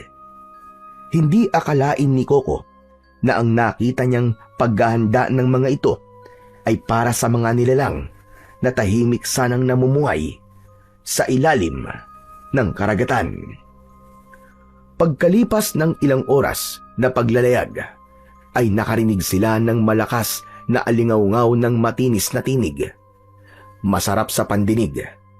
Lahat ay natigilan. Tila natulala sa naririnig na tinig. Gulat na naramdaman ni Coco ang paglabas ng mutya sa kanyang bulsa at lumutang yun sa kanyang harapan. Kumikislap na kulay berdeng liwanag na agad na nakita ni Dingdong. Ikaw? Ikaw, Coco, nagtataglay pala ng mutya na may wagang kulay asul na isda? Teka, paano nangyari yun? Akala ko, wala na ang asul na isda. Malakas din ang liwanag ng mutya. Ang tanong ko muna sagutin mo, Dingdong. Paano mo nalaman na isang mutya ang batong yan? Paano mo nakikita ang liwanag na taglay na mutya? Sino ka ba talaga? Magpapaliwanag ako sa'yo, Coco. Sapat na ang pagliwanag na nakikita mo ang kapangyarihang bumabalot sa mutya ko. Ako lang at ang mga nilalang na nakatira sa tubig ang nakakakita sa liwanag na taglay ng mutya. Kaya natitiyak kong hindi ka isang ordinaryong tao. Kung ganun, totoo ang sinasabi ni tatay. Hindi kagad nakapagsalita si Dingdong. Napatungo ito at lumikot ang mga mata. Bakas ang pag-aalala na baka hindi matanggap ng kaibigan ang kanyang paliwanag. Tama ka, Coco.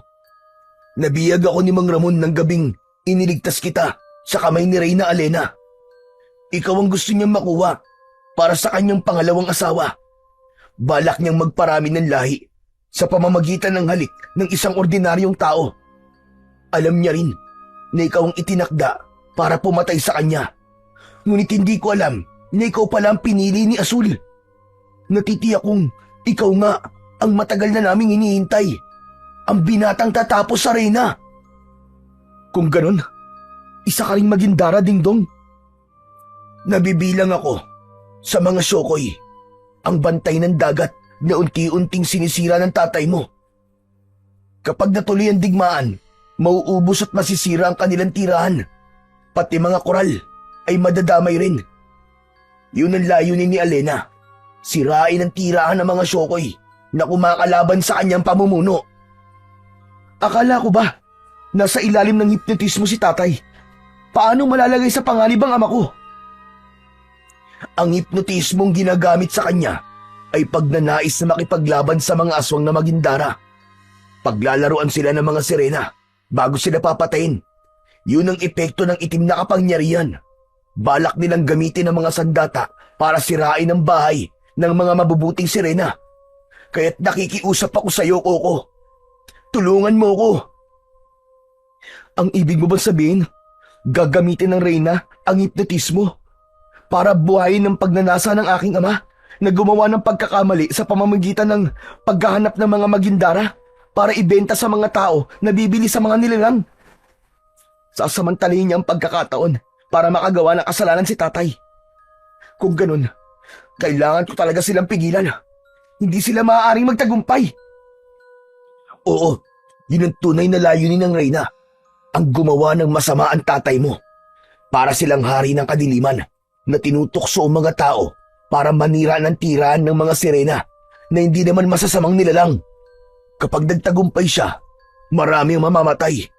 Ang tahanan na gusto niyang sirain ay ang tirahan ng pamilya ko. Kaya't nakikiusap ako. Tulungan mo ako, Coco.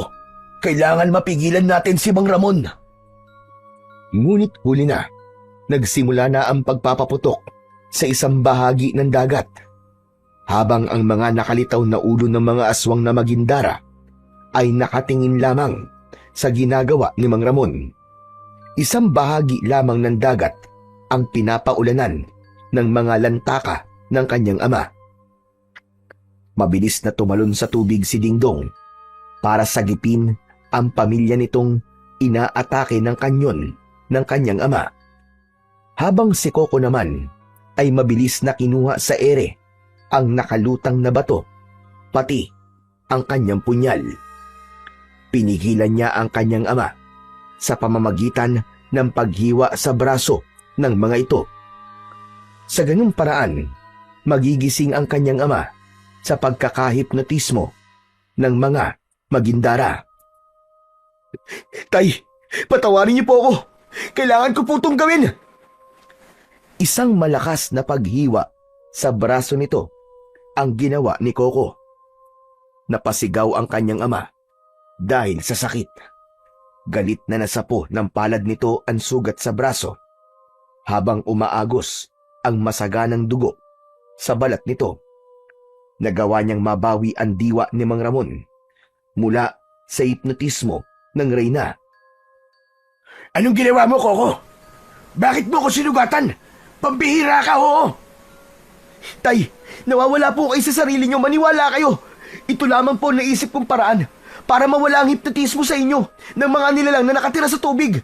Tay, itigil niyo na po ang pagpapasabog sa lantaka. Agad na nakabawi sa pagkabigla si Mang Ramon at tila natauhan ito. Malakas itong napasigaw sa mga tauhan para pigilan ang mga ito sa pagpapasabog ng lantaka sa karagatan. Ngunit hindi tumitigil ang mga ito. Kaya naman, wala na rin ibang paraan kundi ang sugatan ang mga tauhan ng kanyang ama sa braso. Tay, kayo na po ang bahala rito. Kahit ano po mangyari, patigilin niyo po sila. Teka, sandali lang anak. Sandali lang. Saan ka mapupunta? Meron lang po akong kailangan tapusin, Tay. Gawin niyo na po ang mga sinabi ko. Sige na po, bilisan niyo po. Isang mabilis na pagbuwelo ng takbo ang ginawa ni Coco. Saka siya nagdesisyon na tumalon mula sa balangay papunta sa tubig. Kailangan niyang sundan ang kaibigan. Hindi na rin siya napigilan ng kanyang ama. Saktong pagbagsak niya sa tubig ay sabay-sabay na umatake sa kanya ang mga kalaban. Kitang-kita niya ang paglitaw ng Reyna ng mga magindara. Ang anyo nito ay isang napakagandang babae mula sa baywang paitaas. May balat na kumikislap na tila may bahid ng perlas. Ang kanyang mga mata ay asul at luntian. Kumikislap na parang dubig dagat sa ilalim ng buwan. Ang buhok ay mahaba at umaalon na parang alon sa dagat. Maitim na may kumikislap pa na bughaw at berde kapag tinatamaan ng liwanag ng sikat ng buwan.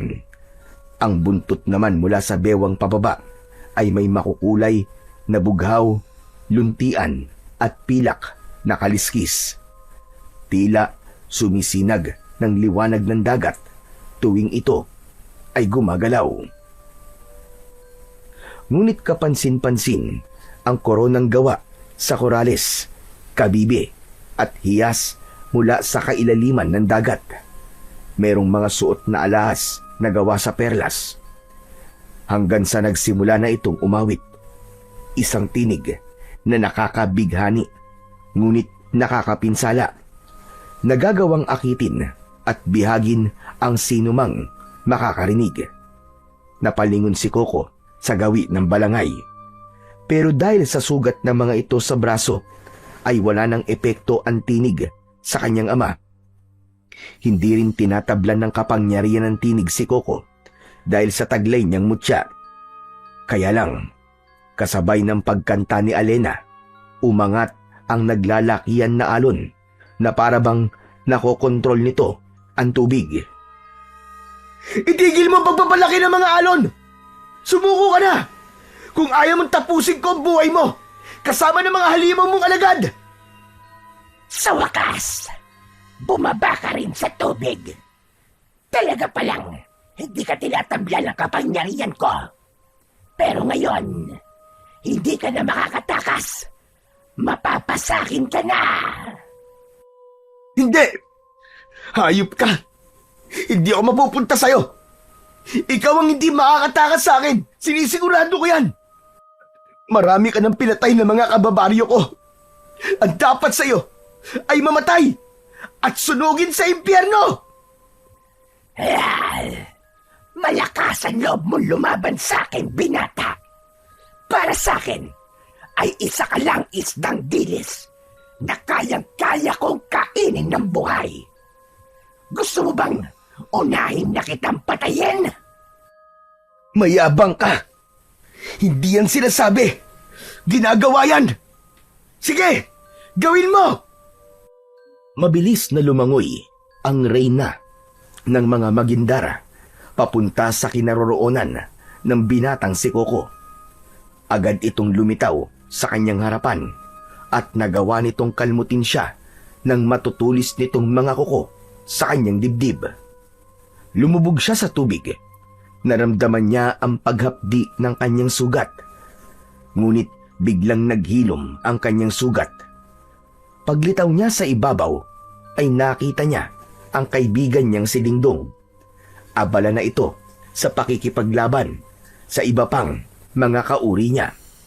Kitang-kita niyang nagkaroon ng palikpik, kaliskis at sandatang sibat si Dingdong. Ngunit nasugatan ang kanyang kaibigan, habang si Coco naman ay naramdaman ang paggapang ng mga kaliskis ng isda sa kanyang balat. Nagulat na lamang ang binata sa pagkakaroon niya rin ng pambihirang kakayahan sa tubig.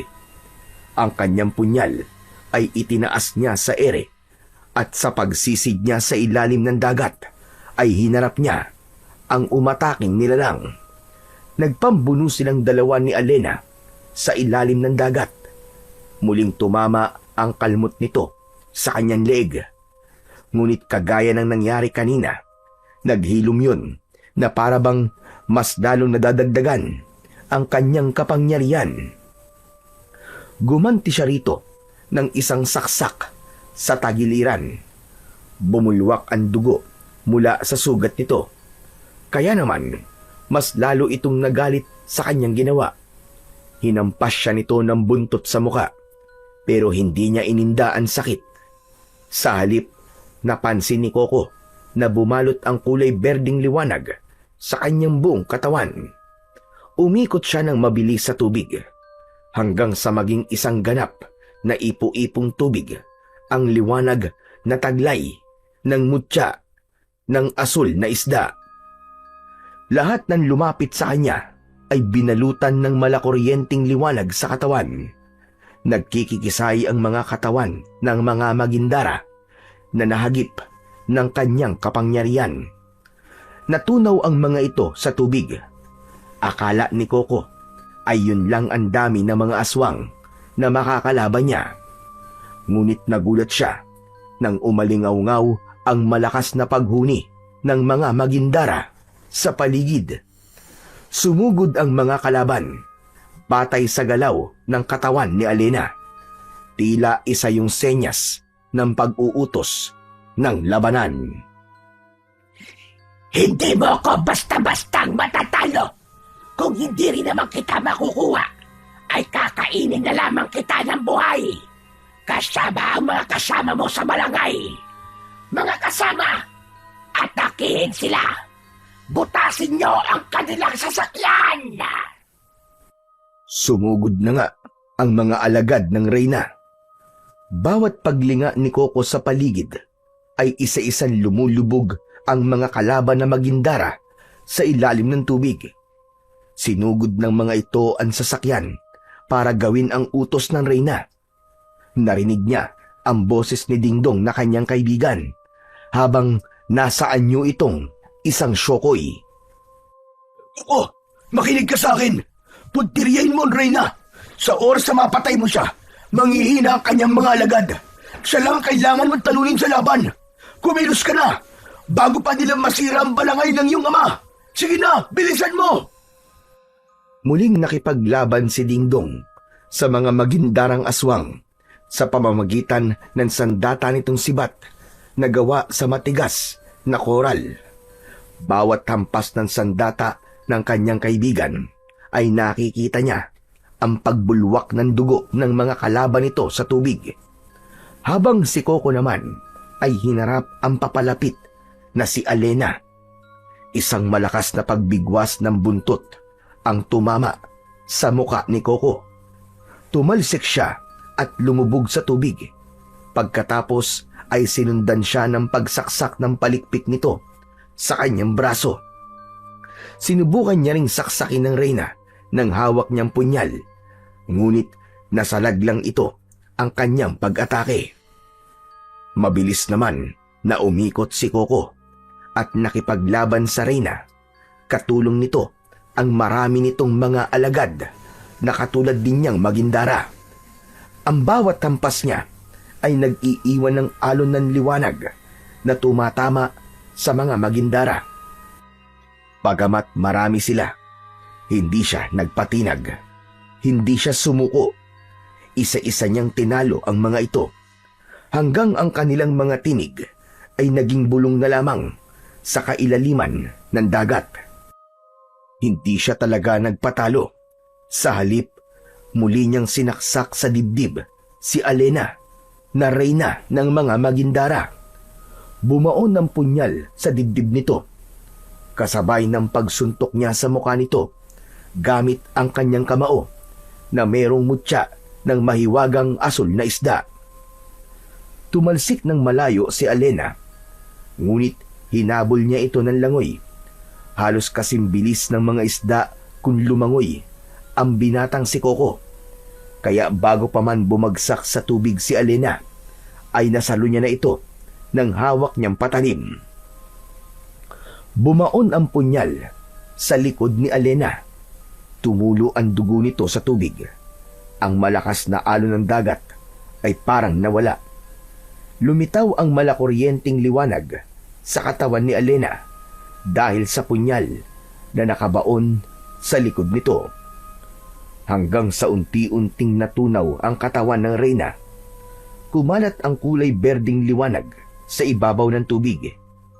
Lahat ng tamaan ng liwanag, maliban kay Dingdong, ay lumulutang sa tubig, habang bumubula ang bibig na animo ay nalalason. Yun ang kapangyarihang taglay ng mutya, at dahil lahat sila ay konektado sa reyna ng mga magindara, nadamay sila sa pagkamatay ng kanilang reyna. Samantalang si Dingdong naman ay nakaligtas dahil busilak ang puso nito at walang koneksyon sa reyna ng mga Magindara na si Alena. Umalingaw-ngaw sa paligid ang boses ni Mang Ramon. Anak! Anak, ayos ka lang ba dyan? Nagawa mo, anak! Natalo mo sila! Wala nang mga aswang! Umingala sa itaas ng balangay si Coco at nakita niyang nakabalik na sa dating katinuan ang mga kasama ng kanyang ama. Napangiti siya sa tagumpay na pagkakapanalo niya laban sa mga nilalang na nakatira sa ilalim ng dagat na matagal na nilang kinatatakutan. Lumapit sa kanya si Dingdong. Kaya naman, malinaw niyang nakikita ang itsura nito. Isang lalaking may matipunong katawan at may palikpik na nakadikit sa ulo nito. Ganon din ang palikpik nito sa tagiliran at ang buntot. Sapat ng patunay na hindi nga isang ordinaryong nilalang lamang ang kanyang kaibigan. Maraming salamat sa tulong mo, Coco. Aking kaibigan. Utang ko sa'yo ang aking buhay. At tatanawin ko yun na malaking utang na loob habang ako ay nabubuhay. Hindi, Dingdong. Ako ang iniligtas mo. Kaya ako ang tunay na may utang na loob sa'yo. Lalo na sa pagkakaligtas mo kay tatay. Hindi siya tuluyang nakagawa ng masama. Nangangako ko na hindi na kami gagamit ng pampasabog para manghuli ng isda. Narinig din ni Mang Ramon ang naging pag-uusap ng magkaibigan. Kaya mula sa itaas ng balangay ay malakas na sumigaw ang kanyang ama. Gagawin ko rin ang sinabi ni Coco, Dingdong. Patawarin mo kaming lahat. Muntik na namin masira ang karagatan. Ipinapangako namin na hindi na kami gagamit ng mga pampasabog para manghuli ng isda at hindi na muling maghahangad ng labis sa aming mga kinikita. Sa halip, magiging katuwang mo kami sa pangangalaga sa buong karagatan. Umaasa po ko na tutupad kayo sa pangako niyo, Mang Ramon. Para po sa ikakabalanse at kaligtasan ng lahat at ng kalikasan. Nang hindi na po maulit at magkaroon ng paggambala ng mga aswang na Magindara. Marami po salamat. Paano, kaibigan? Kailangan ko nang umalis. Hanggang sa muli nating pagkikita. Huwag kang mag-alala. Nariyan lang ako sa paligid. Itinaas ni Dingdong ang kamao, katulad ng pag-aapir nila, tanda ng kanilang pagiging magkaibigan. Saka ito lumangoy, papalayo sa kanyang kinaroroonan. Iwinagayway muna ni Dingdong ang kamay nito bilang tanda ng pamamaalam. Saka lumubog na ito sa tubig. Si Mang Ramon naman ay nagbaba na ng hagdan na gawa sa lubid. Saka lamang umakyat sa itaas ng balangay ang kanyang anak na si Coco. Kusang nawala ang liwanag sa kanyang katawan. Maging ang mga tumutubong kulay asul na kaliskis sa kanyang balat ay tuluyan na ring naglaho. Ang kanyang kakayahang makagalaw ng mabilis sa tubig ay nakatulong sa kanya para makamit ang tagumpay. Kaya ipinangako niya sa kanyang sarili na iingatan niya ang mutya ng mahiwagang kulay asul na isda. Pagsapit niya sa itaas ng balangay, nagpasalamat sa kanya ang mga tauhan ng kanyang ama. Lahat din ay may sugat na likha ng talim ng kutsilyo. Yun ang magsisilbing alaala nila na minsan ay nakakita sila ng aswang na Magindara. Saka sila umalis sa laot at naglayag pauwi sa kanilang bahay. Dala ang isang pangako na hindi na sila mangingisda at gagamit ng pampasabog para sa kanilang paghahanap buhay. Ituturing nilang malaking aral ang pagkakamaling nagawa na itinama ng isang bayaning tagapagligtas ng karagatan na si Coco. Magmula ng gabing yon ay hindi na kailanman nagkaroon ng pagkakataon si Mang Ramon na mangisda at magamit ang balangay. Nagsilbing alaala na lamang ang balangay ng sinaunang sining ng mga taga-Bicol, habang si Coco naman ay nanatiling tagapag-ingat ng kanyang mutya. Binabantayan nila ang karagatan laban sa mga taong gumagamit ng dinamita para manghuli ng isda. Naging miyembro din sila ng bantay dagat na pinamumunuan naman ng kanyang ama para sa pagpapanatili ng kaligtasan at kapayapaan ng karagatan. Ang labis at maling paggamit ng pampasabog ay nagdudulot ng kapahamakan, hindi lang sa kalikasan, kundi pati sa tao. Mas mainam ang responsableng pangingisda upang mapanatili ang balanse ng dagat at matiyak ang hanap buhay ng susunod na henerasyon. Kapag ang tao ay sobra ang paghangad, nagiging sakim at hindi na nakukontento sa kung ano ang sapat. Ang labis na pagnanasa sa yaman, kapangyarihan o anumang bagay ay maaaring magdulot ng kapahamakan. Maaaring masira ang kalikasan, masaktan ng kapwa o mawalan ng tunay na katahimikan. Dahil ang kasakiman ay parang tubig alat sa dagat. Kahit gaano karami ang inumin, mas lalo lamang tayong mauuhaw. Samantalang ang pagiging kontento sa kung ano ang meron ay magdadala naman sa atin ng kapayapaan, kaligayahan at mas matibay na ugnayan sa kapwa. Ang tunay na kayamanan ay hindi nasusukat sa dami ng ating nakukuha, kundi sa kakayahan nating makontento at pahalagahan ang mga biyayang ipinagkaloob sa atin ng Diyos na lumikha.